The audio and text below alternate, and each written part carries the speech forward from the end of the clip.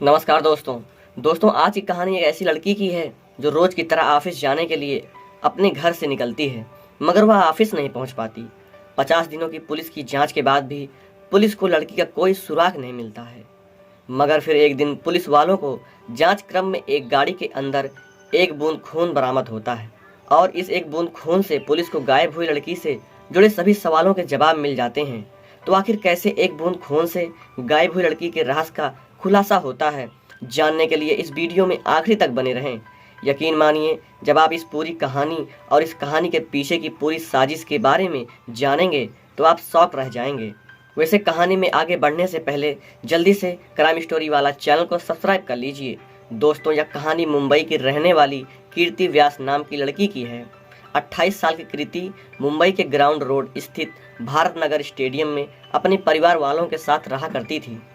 पढ़ाई खत्म करने के बाद कृति ने मुंबई के अंधेरी वेस्ट स्थित मशहूर ब्यूटी ब्लंट सैलून में काम करना शुरू कर दिया था। यहाँ कृति फाइनेंस डिपार्टमेंट में काम करती थी। रोज की तरह ऑफिस जाने के लिए 16 मार्च 2018 को भी कृति सुबह के 9 बजे अपने घर से निकलती है और वहाँ पर पहले से गाड़ी लेकर इंतजार कर रहे दो दोस्तों के साथ ऑफिस की ओर निकल जाती है। कृति के घर वाले भी अपने अपने काम में बिजी हो जाते हैं। अभी दिन के लगभग 11:30 बज रहे थे, तभी कृति की माँ घर के वाईफाई का पासवर्ड पूछने के लिए कृति के पास फ़ोन करती है। पिछली रात ही कृति ने घर के वाईफाई का पासवर्ड बदला था। कई प्रयास के बावजूद कृति की माँ कृति से संपर्क नहीं कर पा रही थी, क्योंकि कृति का दोनों मोबाइल लगातार स्विच ऑफ आ रहा था। कृति की माँ को लगता है कि शायद कृति काम में बिजी होगी, इसलिए अपने मोबाइल को स्विच ऑफ कर लिया है। इसलिए वह भी कृति को फ़ोन करना छोड़ देती है और अपने काम में लग जाती है। अब शाम हो चली थी। कृति के ऑफिस के वापस आने का समय हो चुका था, मगर वह समय पर ऑफिस से वापस घर नहीं आती है। जब समय कुछ ज़्यादा हो जाता है तो परिवार वालों को कृति की चिंता होने लगती है और वह जब कृति के ऑफिस में फ़ोन करते हैं, कृति के बारे में पता करते हैं, यहाँ से उन्हें चौंकाने वाला जवाब मिलता है। ऑफिस वाले बताते हैं कि आज तो कृति काम पर आई ही नहीं, बल्कि लगातार उसका मोबाइल भी स्विच ऑफ आ रहा है। इस जानकारी के बाद घर वाले बहुत ज़्यादा परेशान हो जाते हैं और अब वह कृति के कुछ करीबी दोस्तों फ़ोन करके कृति के बारे में जानकारी लेने की कोशिश करने लगते हैं। लगभग सभी दोस्त यही जवाब देते हैं कि कृति आखिरी बार उनकी बात पिछली रात ही हुई थी। अब घर वाले परेशान होकर आसपास कृति को ढूंढने निकल जाते हैं। काफ़ी कोशिश के बाद भी कृति का कहीं अता पता नहीं चलता है। यहाँ तक कि पूरी रात बीत जाती है, मगर कृति घर वापस नहीं आती है। अगले दिन थक हार कर कृति के घर वाले बीडी रोड पुलिस स्टेशन जाकर कृति की गुमशुदगी की रिपोर्ट दर्ज करवाते हैं। मामला दर्ज करने के बाद पुलिस वाले कृति के ऑफिस जाकर जांच पड़ताल करते हैं और कृति के बारे में जानकारी इकट्ठा करते हैं। इसके अलावा कृति के दोस्तों से भी पूछताछ की जाती है।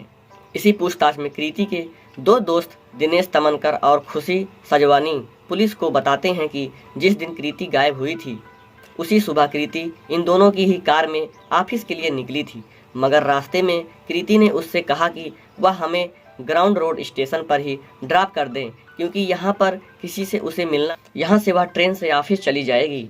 इन दोनों दोस्तों के बयान की पुष्टि करने के लिए पुलिस वाले अब कृति के घर के बाहर लगे सीसीटीवी फुटेज को खुलवाना शुरू कर देते हैं। तो सीसीटीवी में साफ नजर आता है कि 9 बजे के आसपास 16 मार्च 2018 की सुबह कृति अपने घर से उतरती है। वहां से देश और खुशी पहले से अपनी कार लिए खड़े थे। इसी कार में कृति बैठती है और फिर कार आगे की तरफ बढ़ जाती है, क्योंकि आखिरी बार कृति को सिद्धेश तमनकर और खुशी सजवानी के साथ देखा गया था।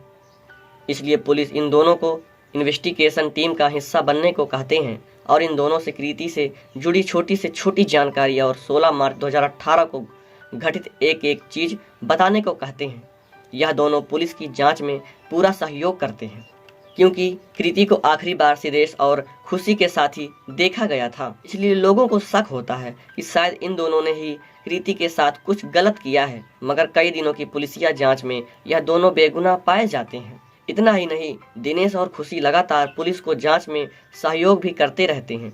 जब कृति का कुछ दिनों तक कुछ अता पता नहीं चलता है तो कृति के दोस्तों और ऑफिस वालों के अलावा फरहान अख्तर खुद भी हाथों में ले लेती है और जांच शुरू कर देती है। जांच शुरू करते ही एक बार फिर से सभी सस्पेक्ट और आखिरी समय में कृति आसपास दिखे लोगों को जांच के लिए बुलाया जाता है। और उन सभी से लंबी पूछताछ शुरू होती है।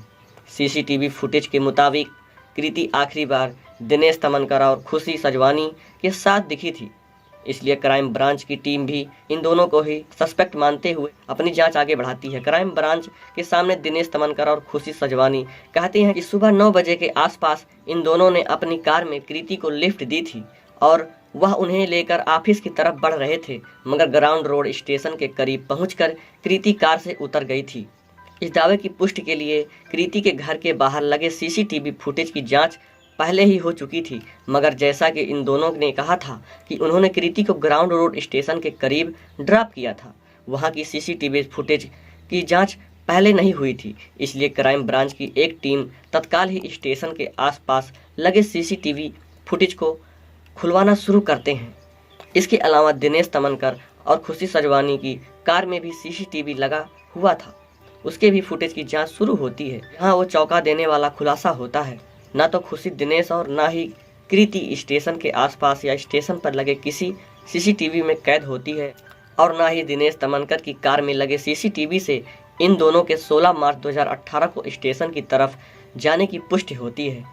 जब इस बारे में दिनेश और खुशी से पूछा जाता है कि तुमने तो बताया था कि तुम दोनों ने कृति को ग्राउंड रोड स्टेशन पर ड्रॉप किया था, जबकि सीसीटीवी के मुताबिक तुम लोग वहां गए ही नहीं थे, तो इस पर दिनेश और खुशी पुलिस वाले से कहते हैं कि दरअसल पहले कृति ने उससे कहा था कि मुझे स्टेशन तक छोड़ दो, मगर रास्ते में कृति ने नवजीवन सोसाइटी के पास ही उतरने के लिए कह दिया था।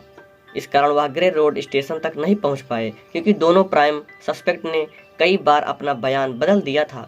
इसलिए पुलिस वालों को शक होने लगता है और इन दोनों पर कड़ी नज़र रखी जाने लगती है। इसके अलावा उसके फ़ोन रिकॉर्डिंग की भी जांच की जाती है, मगर कहीं से कुछ भी संदिग्ध नहीं मिलता है और यह दोनों आज़ाद घूमते रहते हैं। अब कृति को गायब हुए लगभग 50 दिन से ज़्यादा हो चुके थे, मगर कहीं भी कृति का अता पता नहीं था। ऐसा लगने लगा था कि शायद कृति के बारे में कहीं कुछ पता नहीं चलेगा, मगर तभी पुलिस को एक ऐसी फार्मेसिक रिपोर्ट मिलती है जिससे केस का पूरा रूह ही बदल जाता है।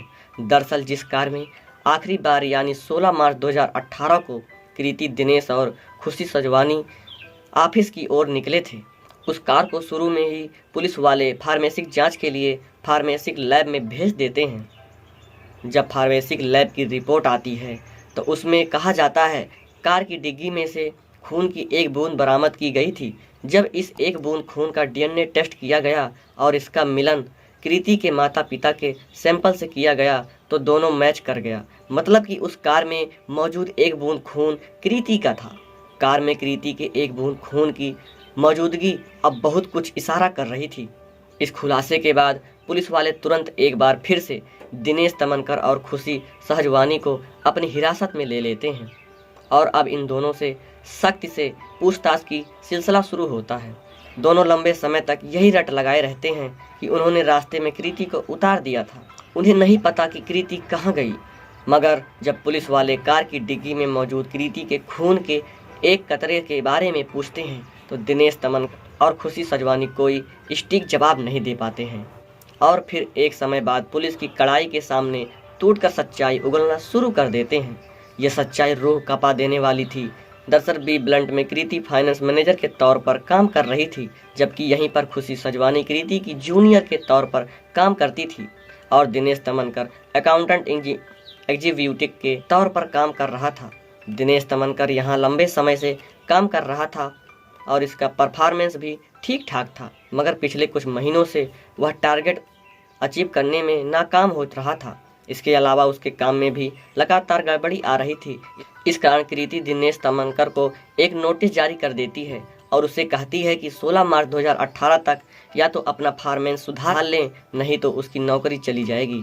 इस नोटिस के बारे में 28 साल का दिनेश तमनकर अपने साथ काम करने वाली 42 साल की खुशी सजवानी को भी बताता है। दरअसल खुशी सजवानी पहले से शादीशुदा थी, मगर ऑफिस में वह दिनेश तमनकर के साथ रिलेशनशिप में आ जाती है। तब कृति दिनेश तमनकर को नोटिस जारी कर देती है तो खुशी को डर लगने लगता है अब से दिनेश को कृति नौकरी से निकाल देगी, क्योंकि मार्च महीने में भी दिनेश तमनकर अपना परफॉर्मेंस सुधारने में कामयाब नहीं हो सकता था। अब यहीं पर खुशी सजवानी और दिनेश तमनकर मिलकर एक खौफनाक प्लान बनाते हैं ताकि दिनेश की नौकरी बचाई जा सके। प्लान के मुताबिक यह दोनों कृति को फ़ोन करते हैं और कहते हैं कि आज तुम हम दोनों के साथ ही कार से ऑफिस तक चलो। पहले रोजाना कृति ट्रेन से अपने ऑफिस जाया करती थी। इन दोनों के कहने पर कृति इन दोनों की इको स्मार्ट कार में बैठ जाती है। कृति के कार बैठने के बाद वह दोनों कार को लेकर सुनसान इलाके में चले जाते हैं और रास्ते में कृति से कहते हैं कि वह दिनेश तमनकर को नौकरी से न निकाले। इस पर कृति जवाब देती है कि इस बारे में ऑफिस मीटिंग में फैसला लिया जाएगा। जब कृति की ओर से इन दोनों को मन मुताबिक जवाब नहीं मिलता है तो दोनों कार के अंदर ही कृति से लड़ने लगते हैं और इसी लड़ाई के दौरान दिनेश तमनकर और खुशी सजवानी मिलकर दुपट्टे से कृति का गला घोंट देते हैं और काफ़ी देर तक गला दबाए रखते हैं। इस कारण कार के अंदर ही कृति की मौत हो जाती है। कृति की मौत होने के बाद वह दोनों अब लाश को ठिकाने लगाने के प्लान में लग जाते हैं, मगर कुछ समय नॉर्मल लगे इसलिए यह दोनों कार के शीशे को सनरूफ से ढक देते हैं और कृति के लाश को कार के अंदर ही छोड़कर ऑफिस चले जाते हैं। फिर वहां से वापस आकर कार को एक सुनसान इलाके में ले जाते हैं। पहले तो कार के अंदर ही कृति के शव को 3 टुकड़ों में काटते हैं और फिर तीनों टुकड़ों को अलग अलग जगह पर फेंक देते हैं और फिर ये दोनों लाश को ठिकाने लगाने के बाद पास के ही एक कार वॉशिंग सेंटर में जाते हैं और अपनी कार की अच्छे से अंदर बाहर सफाई करवाते हैं। यहाँ से यह दोनों कृति के घर जाते हैं और उसके परिवार वालों के साथ मिलकर कृति को खोजने का नाटक करने लगते हैं। किसी को शक न हो इसलिए दिनेश और खुशी ऑनलाइन कृति को ढूंढने के लिए कैंपेन भी चलाते हैं और खुद ही चलकर पुलिस तक भी जाते हैं ताकि पुलिस को भी इन पर किसी तरीके का कोई शक न हो। कार की धुलाई करवाने के बाद इन दोनों को लगता है कि वह कभी नहीं पकड़े जाएंगे, मगर किस्मत से कार धोने वाला कार की डिग्गी की अच्छे से सफाई करने में नाकाम रह जाता है और कृति की खून की एक बूंद कार की डिग्गी में रह जाती है और इसी एक बूंद खून से पूरे मामले का खुलासा हो जाता है।